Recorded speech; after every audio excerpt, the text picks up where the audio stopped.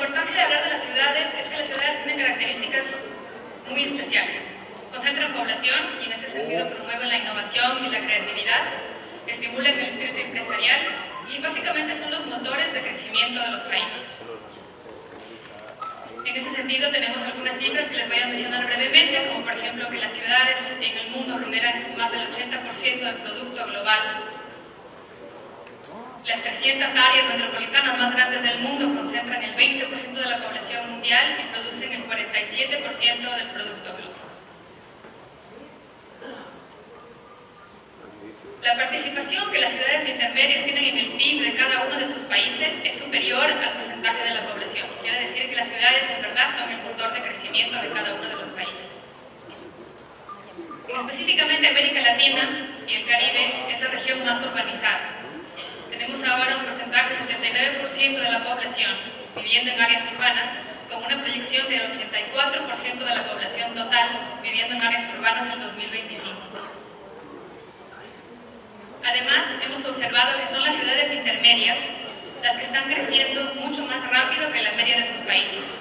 Por ejemplo, en el caso de Colombia, las ciudades de Medellín y de Barranquilla o de Bucaramanga crecen mucho más, a una tasa mucho más acelerada que, por ejemplo, las capitales, la capital de Bogotá. Es por eso que el banco empieza a pensar en qué se puede hacer en estas ciudades intermedias y cómo se puede ayudar a canalizar este crecimiento de una manera que se garantice la sostenibilidad ambiental, urbana y fiscal. Las ciudades intermedias han crecido mucho más rápido que las ciudades grandes, pero no es el tema crecer, el tema es cómo estamos creciendo, cómo están creciendo estas ciudades. Lamentablemente las ciudades están creciendo con una evidente segregación espacial, de una forma dispersa, con extenso uso del suelo, con todas las implicaciones que esto trae, dispersa y de baja densidad, y esta dispersión generalmente se da en áreas vulnerables, que ya hemos hablado. El señor Osiris de León mencionó el tema de la vulnerabilidad que tenemos ante los efectos del cambio climático. Vamos a tomar el cambio climático como un tema dado, la verdad. Los costos para enfrentar el impacto del cambio climático es una aproximación en $100 millones. Y ahora tomemos en cuenta que el 82% de las poblaciones urbanas de América Latina están ya sea en el mar, o ya cerca del mar o cerca de un río, siendo las ciudades más vulnerables. Además vemos que es inevitable aceptar que ha habido un incremento en el número de desastres registrados cuando se refiere a inundaciones y tormentas. Los costos, haciendo inversiones en adaptación al cambio climático, se puede reducir este costo de 100 millones en un 16 o 25%.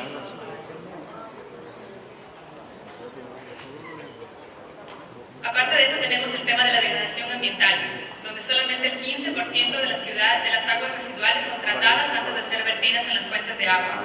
Solo el 50% de residuos sólidos son vertidos adecuadamente y solo el 2% se reciclan. Estos son datos de la región. Tenemos también el tema de la inequidad y la pobreza. En América Latina, el 32% de la población vive en asentamientos informales. El 66% de los pobres vive en las ciudades. Las ciudades de América Latina son de las ciudades más inequitativas del mundo. Además, es el tema que ustedes conocen muy bien, el tema de las finanzas públicas, ¿no? El tema de una deficiente provisión de los servicios, de una insuficiente generación de ingresos o adecuada recolección de tarifas para la provisión de los servicios, y la demanda creciente que hay en los municipios de proveer servicios para una población creciente con ingresos bajos, o por lo menos ingresos que no pueden crecer, y con una calificación de crédito no tan buena que les impide acceder a préstamos a nivel municipal. El gasto corriente en los municipios es demasiado alto, y lo cual limita los gastos de inversión. Además, tenemos el tema de la violencia y la inseguridad. 41 de las ciudades más peligrosas del mundo, de las 50 ciudades más peligrosas del mundo, 41 están en América Latina. Todo esto es un tema que se concentra en la población urbana. Además, las ciudades han sido planeadas orientadas al automóvil. Los costos de transporte transporte en cuanto al tiempo de movilización en el transporte público son mucho más altos que el tiempo que toma en movilizarse en transporte. Tengo que hablar más alto.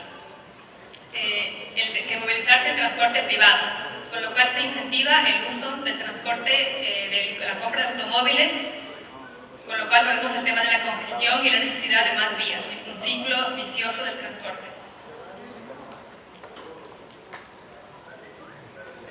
Entonces, es verdad que las ciudades moldean a la gente, pero también es verdad que nosotros podemos... ¿Aló?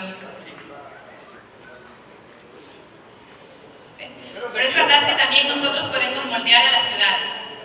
Y sobre todo, me refiero a nosotros, me refiero a ustedes, que son agentes que trabajan en los municipios, quienes trabajan en ese tipo de políticas. Además, hay que considerar, y voy a ir un poco más rápido en este tema, que hay una nueva generación, la generación, digamos, que les dicen los millennials, ¿no? Que están mucho más interesados en vivir en las ciudades que las generaciones anteriores.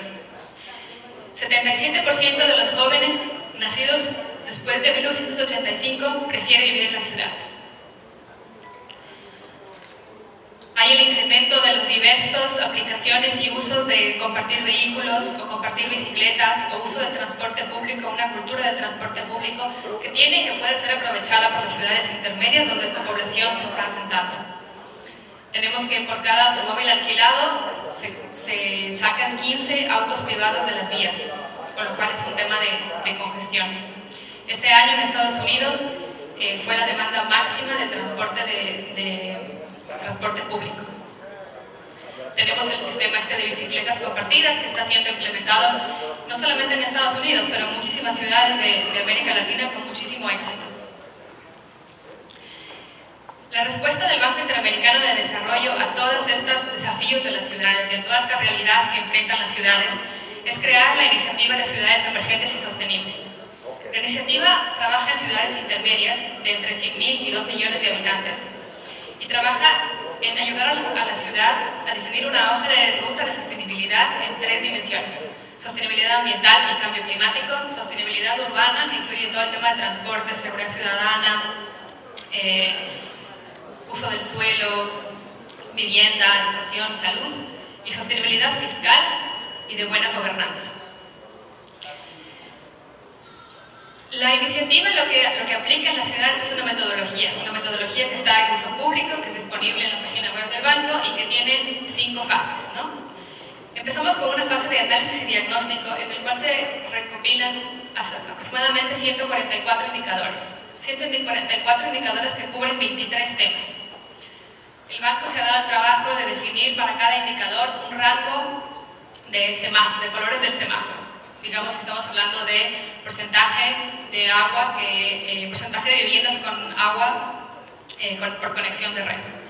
Entonces hemos definido cuáles son valores aceptables para una ciudad de América Latina con el color verde, cuáles son valores que tienen amplio margen de mejora, les hemos puesto un color amarillo, y también cuáles son valores que son críticos y que deberían ser tratados inmediatamente.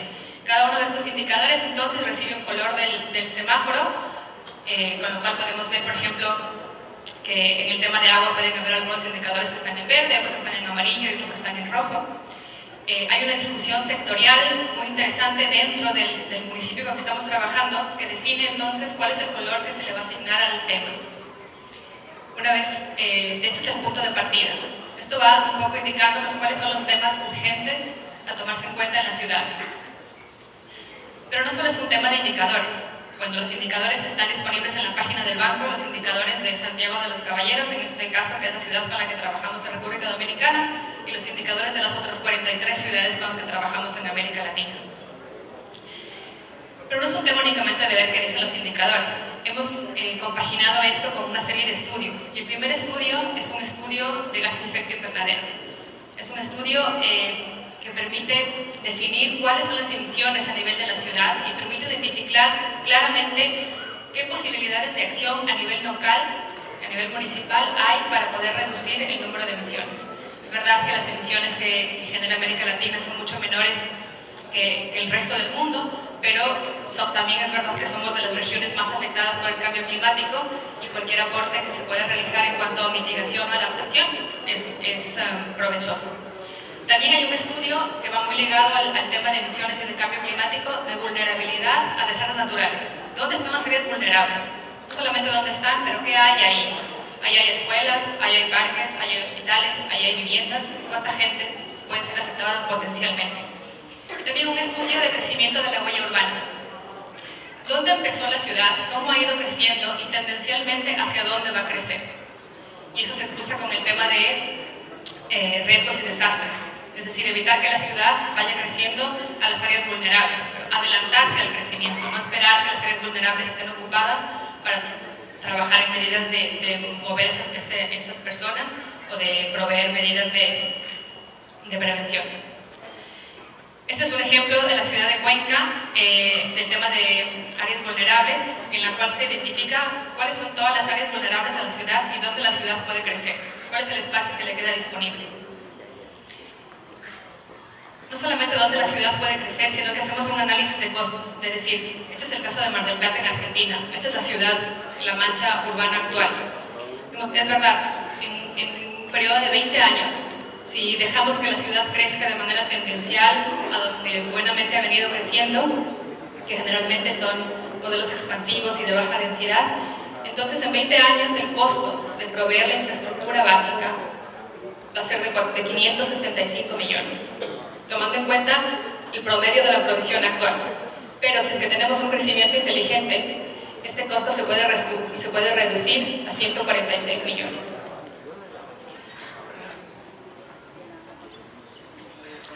Además de estos estudios que aportan una información muy importante al tema de los indicadores, tenemos el criterio de opinión pública, en el cual hacemos una encuesta de opinión pública a nivel de la ciudad, muy representativo, en el cual le preguntamos a la gente cuáles son sus prioridades, qué es lo que a ellos les parece los problemas más importantes de la ciudad.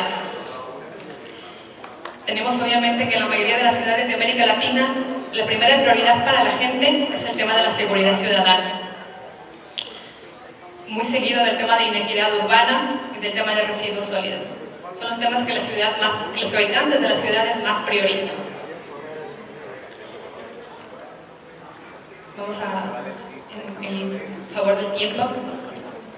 El segundo criterio que utilizamos, vamos con los indicadores, los estudios, a la opinión pública, y tenemos ahora un criterio de priorización económica que intenta determinar cuánto es lo que le cuesta al municipio tener este problema, ¿no? O cuáles serían los beneficios que se podrían ver en términos de dinero de solucionar este problema.